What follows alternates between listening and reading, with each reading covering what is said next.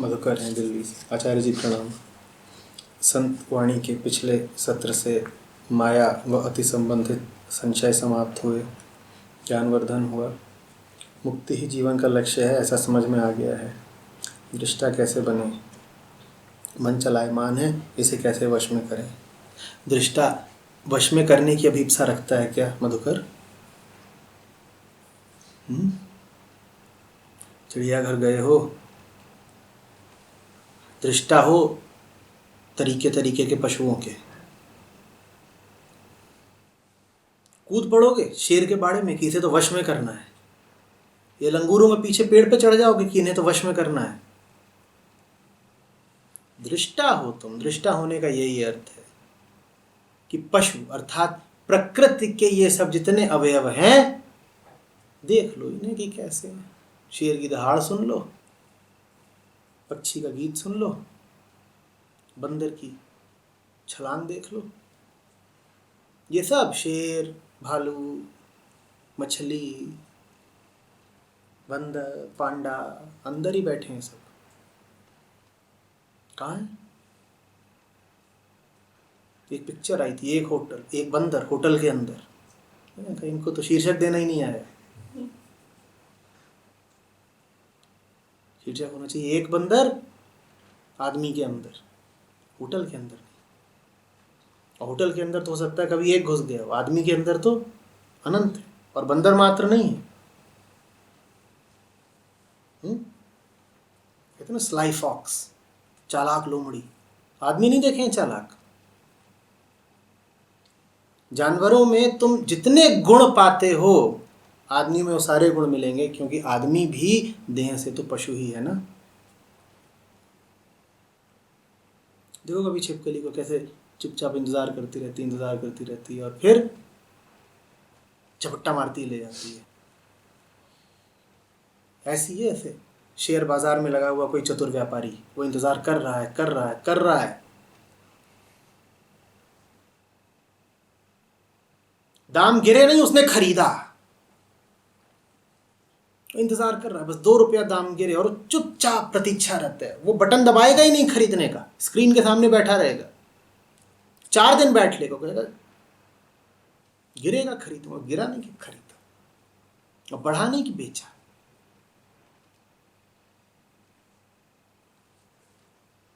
बात समझ में आ रही है? मन को वश में नहीं किया जाता। मन को वश में करने लग गए तो तुम बंदर के पीछे वाले लंगूर हो गए। दिल्ली में पीछे ऐसा हुआ था, बंदरों का बहुत उत्पात था, तो उन्हें वश में लाने के लिए लंगूर लाए गए। अब लंगूर दृष्टा होता है कोई? मन बंदर है, मन को वश में लाने के लिए लंगूर है। और यही तुम करना चाहते हो कि मन को वश में कैसे लाए। अब तुम लंगूर बनना चाहते हो और फिर कह रहे हो हमें दृष्टा भी होना है। ये कौन से शास्त्र में लिखा है कि लंगूर दृष्टा होता है, कि दृष्टा लंगूर होता है? पर बातें ऐसी हैं। और लंगूर बहुत पीटता है बंदरों को।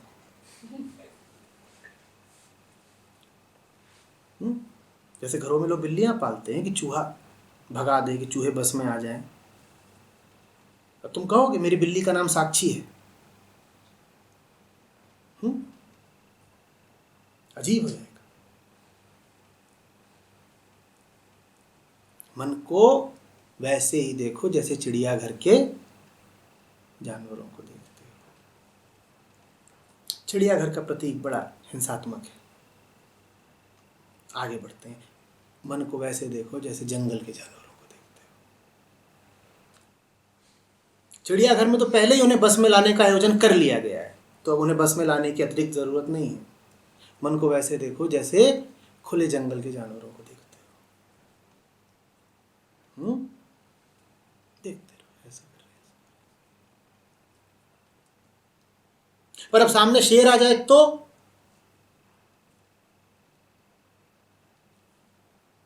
समझाने वाले कह गए हैं तुम वो होकर देखो जिसे कोई शेर खा नहीं सकता, जिसे कोई मगर पानी में खींच नहीं सकता, जिसे कोई हाथी उठा के पटक नहीं सकता। शेर किसको मार देता है? शेर उसको मार देता है जो शेर जैसा ही है। शेर कैसा है? शेर शरीर है, शेर किसको मार देता है? जो शरीर होता है। तुम वो हो के देखो जो मारा नहीं जा सकता। और फिर ये सब जितनी गतियां कर रहे हैं,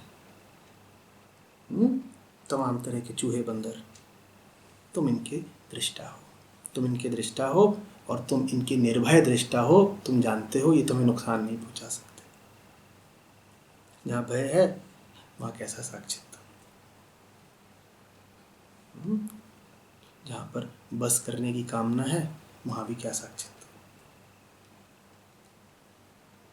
खेल सब चलता रहेगा, सब चूहे बंदर है।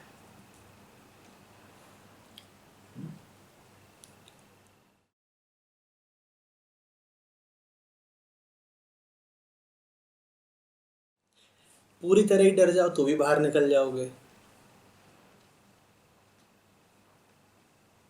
घर में आग लगी हो तो घर से बाहर निकलने से डर लगता है। क्यों? क्योंकि बहुत बड़ा डर सामने खड़ा है। और बाहर तुम्हारा आशिक खड़ा हो तब बाहर निकलने से डर लगता है? तब भी नहीं लगता। तो यही दो रास्ते होते हैं, या तो डर डर के कर लो या किसी पे मर के कर लो। जब देखा नहीं इमारतों में आग लगती है, लोग चौथी मंजिल से कूद पड़ते हैं। कई तो होते हैं जो कूदने के कारण मर जाते हैं।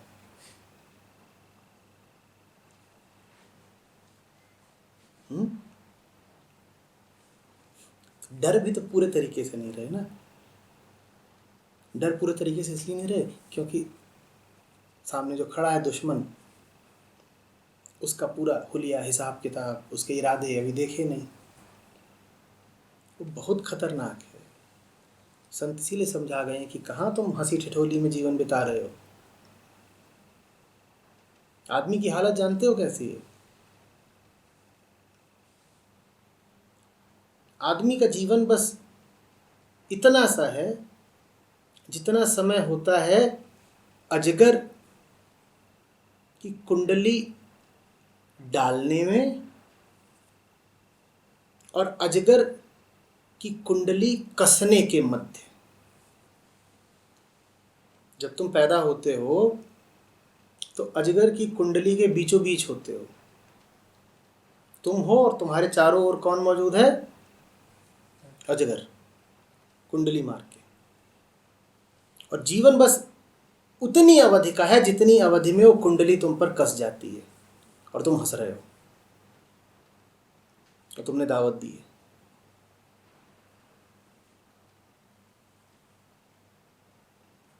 हाँ, जब अजगर मौजूद होगा तो ये सारी घटना घट जाएगी 2 पल में। तो तुम्हें साफ दिख जाएगा कि दुश्मन है और खतरा है और सब नष्ट हुआ। जीवन में पता नहीं चलता, इसीलिए तुम पूरी तरीके से डर नहीं पाते। संतों ने तो तुम्हें डराया भी खूब है। फरीद साहब के पास जाओगे वहाँ तो बुढ़ापे के और मृत्यु के न जाने कितने श्लोक हैं, बात ही यही कर रहे हैं।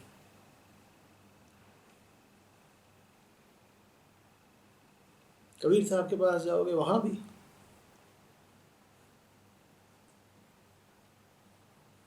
रोज वो यमराज का जिक्र करें कि आया जम, आया आया। तुम डरते ही नहीं।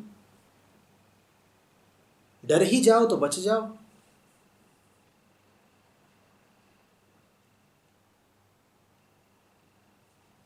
अजगर कुंडली कस रहा है और कोई बाहर खड़ा होकर तुम्हें चेता रहा है। कुंडली के बीचों बीच तुम्हारी दावत चल रही है, वो बाहर से तुम्हें पत्थर मारता है। कुंडली लगातार कसती जा रही है और तुम्हें बुरा ये लग रहा है कि तुम्हें पत्थर क्यों मारा गया। तुम्हें बहुत बुरा लगा है, बिल्कुल तुम आहत हो गए हो, बड़ी चोट लगी है, भीतर रो पड़ोगे। किस बात पे रो रहे हो तुम? कि किसी ने ये क्यों बोल दिया कि तुम बेवकूफ हो, किसी ने पत्थर मार के क्यों कहा कि अरे उठ, जग, खत्म हो रहा है तू। इस बात का तुम्हें बड़ा अफसोस है। तो तुम कह रहे हो दुश्मन उधर खड़ा है बाहर। अजगर की कुंडली से जानते हो तुम्हें डर क्यों नहीं लगता? क्योंकि उसी कुंडली के बीचों बीच पैदा हुए हो, उसके अलावा तुमने कुछ देखा ही नहीं है, तो तुम्हें लगता ही तो बड़ी सहज सी बात है, कुंडली तो होती ही होती है। तुम्हें अपना कुछ ज्ञान नहीं है, अजगर के अलावा तुम क्या हो तुम्हें कुछ पता ही नहीं। तुम सोचते हो तुम्हारा और अजगर का होना सदैव साथ साथ है, जैसे तुम दोनों परस्पर संबंधित हो। इसी तरीके से आदमी अपने आप को और मौत को सदैव साथ साथ ही मानता है। उसको ये कल्पना ही नहीं उठती कि मृत्यु के बिना भी जीवन हो सकता है। जैसे उस व्यक्ति को कल्पना ही नहीं उठ रही है कि अजगर के बिना भी जीवन हो सकता है। वो पैदा ही अजगर के बीचों बीच हुआ है, पूरा जीवन ही वो अजगर के पाश में ही बिता रहा है, जितना भी उसका जीवन है पल भर का। तो ये बात जब संत फकीर बताते हैं कि आज़ादी संभव है, तो तुम्हें ऐसा लगता है बड़ी दूर से आ रही है, सुनाई ही नहीं पड़ती। सुनाई पड़ भी जाती है तो यकीन नहीं होता।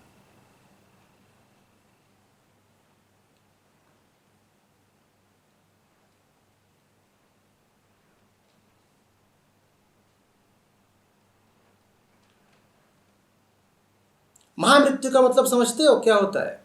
अजगर को छोड़ देना। अभी तुम क्या हो? अभी तुम हो अजितेश धन अजगर। अभी तुम हो अजितेश और अजगर। जीव क्या होता है? जीव होता है जीवन धन मृत्यु। इसी तरह से तुम हो अजितेश और अजगर। अध्यात्म में महामृत्यु का अर्थ होता है कि अजितेश मात्र अजितेश बचे। अजगर को हटा दे, मृत्यु को हटा दो। उस मृत्यु की अनवरत छाया से मुक्त हो जाने को कहते हैं महामृत्यु। पर थोड़ा अजीब सा लगेगा। तुम थे, तुम्हारे चारों ओर अजगर था, बड़ा नरम नरम गरम गरम सा लगता था। आहा, और ऐसा लगता था कि हम तो पहलवान सरीखे हैं, ये देखो हमारी चौड़ाई। अजगर को छोड़ के जीना थोड़ा अजीब लगता है शुरू में।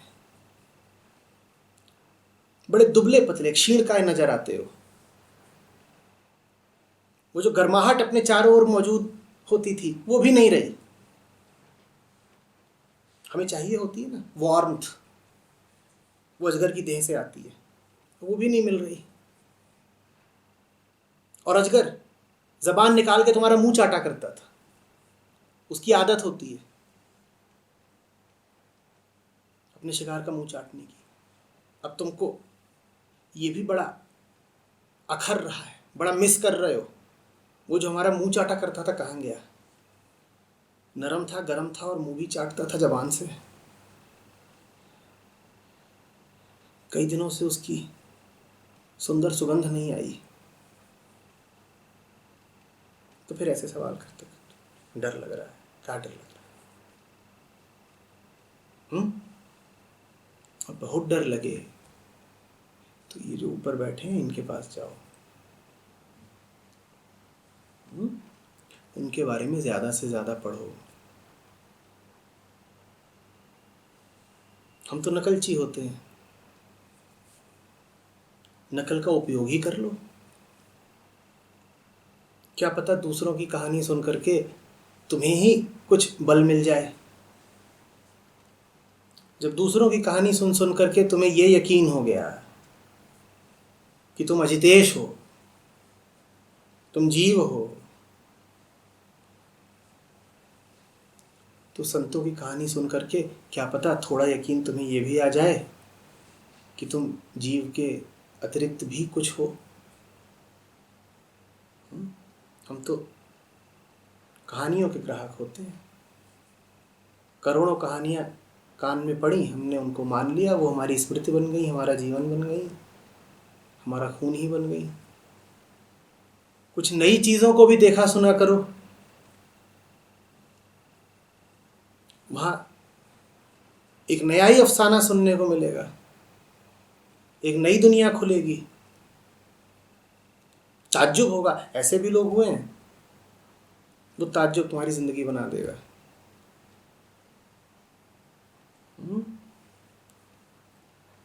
पर इन बातों को तो तुम लोगों ने ओल्ड फैशन बना दिया ना, कह दिया ये समय के पीछे की बातें हैं, तिथिबाहे हैं।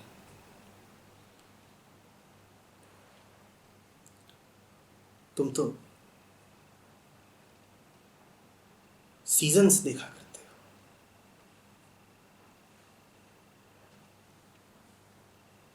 क्यों भाई? सीजन्स देखने के लिए तुम कोई भी चोरी कर लोगे। कबीर साहब भेजने के लिए तुम्हें मुझे बड़ी मशक्कत करनी पड़ती है।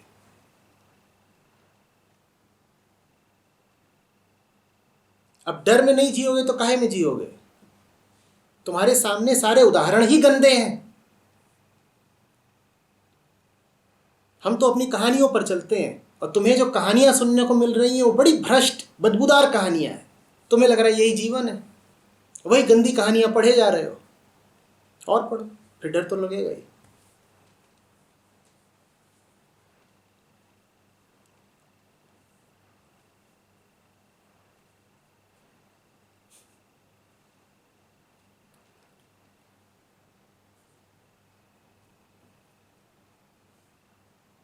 अभी तुमसे पूछ दें कि बुद्ध के 5 प्रमुख शिष्यों का नाम बता दो, नहीं बता पाओगे। 5 जने मिलके 5 नाम ना बता पाए।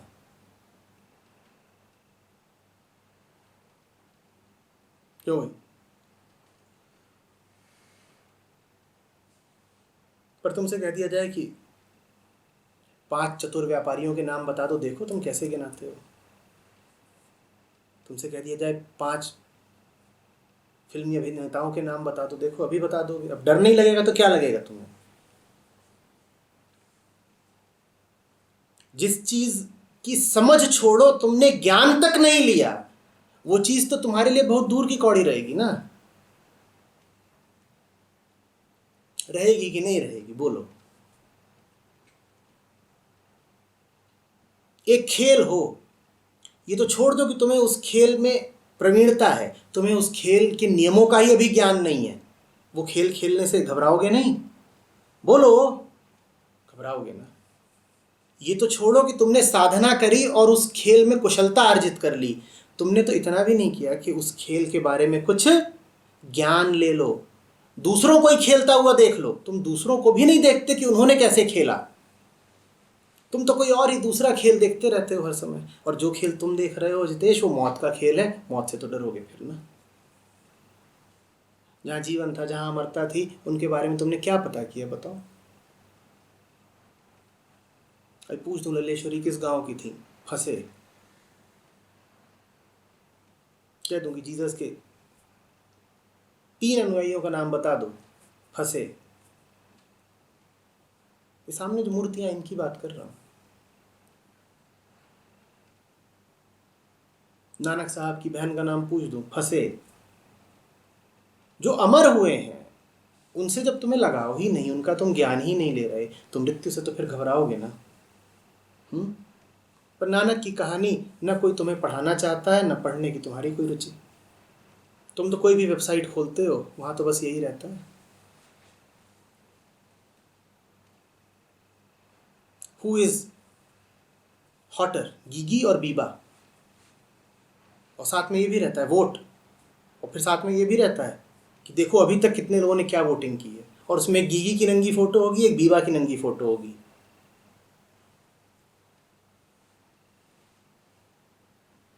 वो तुम्हें ये पढ़ाना चाहते हैं और यही तुम पढ़े जा रहे हो, गीगी और बीबा,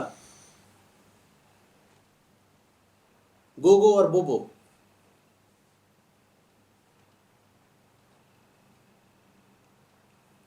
और उसका शीर्षक होगा you will not be able to resist these pics. ऐसा ही होता है ना। देखो वो कितने ज्ञानी हैं, उन्हें पता है तुम्हारे मन का। उन्हें पहले ही पता है you will not be able to resist these pics, तुम इनकार नहीं कर पाओगे।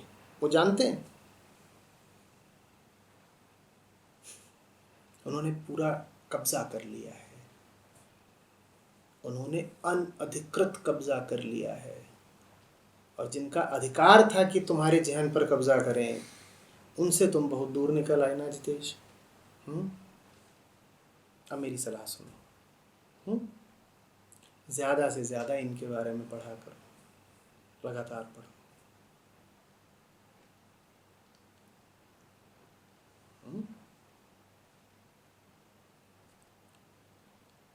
अभी मैं बोध की नहीं, मैं सिर्फ ज्ञान की बात कर रहा हूँ। ज्ञान तो लो कम से कम, बोध की देखी जाएगी। ज्ञान तो इकट्ठा करो। क्यों कह रहा हूँ इनके बारे में ज्ञान लो? इनके बारे में ज्ञान लोगे तो कम से कम वो जो घटिया ज्ञान इकट्ठा कर रखा है वो साफ होगा, विदा होगा, उसके लिए जगह थोड़ी कम बचेगी। इसीलिए सबको प्रेरित किया था कि जाया करो, कबीर गाया करो, क्योंकि गाते तो रहते ही हो, गुनगुनाते तो रहते ही हो। इधर उधर की घटिया पंक्तियाँ गाओगे उससे कहीं अच्छा है कि कुछ ऐसा गुनगुनाओ जो जीवन को सार्थकता दे।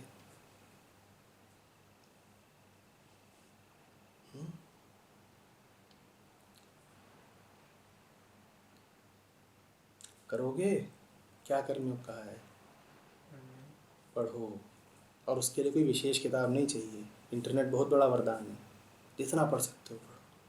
जितना पढ़ते जाओगे उतना बिल्कुल चमत्कृत होते जाओगे। अच्छा ऐसा भी हुआ, अच्छा ऐसा भी हुआ, फिर ये भी हो गया। मन बिल्कुल बदल जाएगा, कुछ और हो जाओगे।